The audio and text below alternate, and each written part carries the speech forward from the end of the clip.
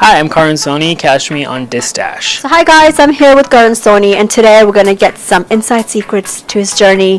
Karan, talk to me. I mean, you came from India. How did this all happen?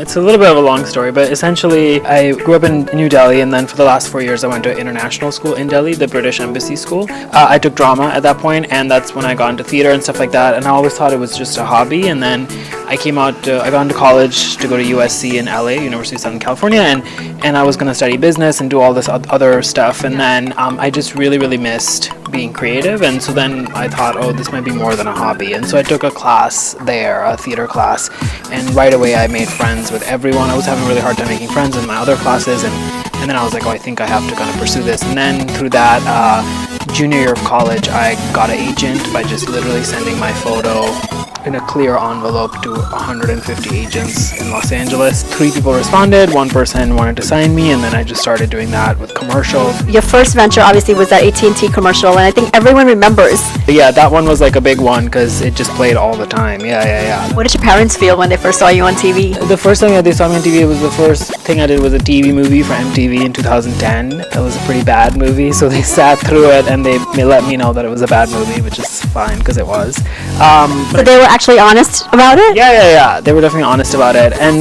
they're still very honest about all those things, which is good. And then I think for them, they were more excited the first time they saw me in a movie theater, which was this movie Safety Not Guaranteed that I had done right after that, which went to Sundance and then came out in like limited theaters. And my parents, it didn't play in their town in Georgia, but it played in Atlanta, and they rented a bus. Oh, wow. And took 40 all the Indians and some non-Indian neighbors to see it. And so they went to like a theater in Atlanta, and that was really cool.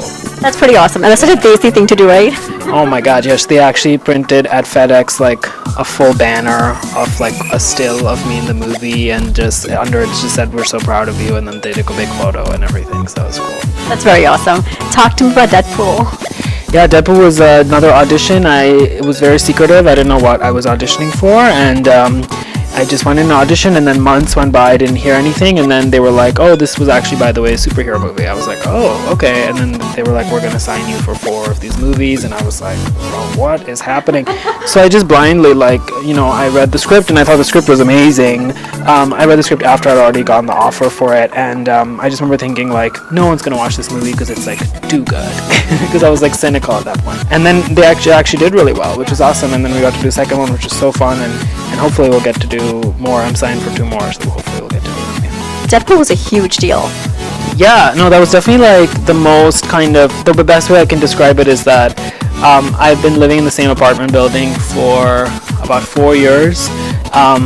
I was already had done those commercials and everything, and my neighbors didn't really care about what I did. They never really asked. And literally the weekend after Deadpool came out, all my neighbors came up to me and they were like, "You're an actor." I was like, wow, everyone has seen this movie. Talk to me about your next venture, which is Pikachu. Yeah, that just came out. Yeah, I have 5 movies coming out this year. So Pokemon was the first one, and then May 31st, I'm in this big Netflix romantic comedy called Always Be My Maybe, which has a mostly Asian cast, which is really cool. It's Ali Wong, Randall Park are the 2 leads, and that comes out on Netflix May 31st. Then I have this movie called Super Intelligence with Melissa McCarthy that comes out at Christmas.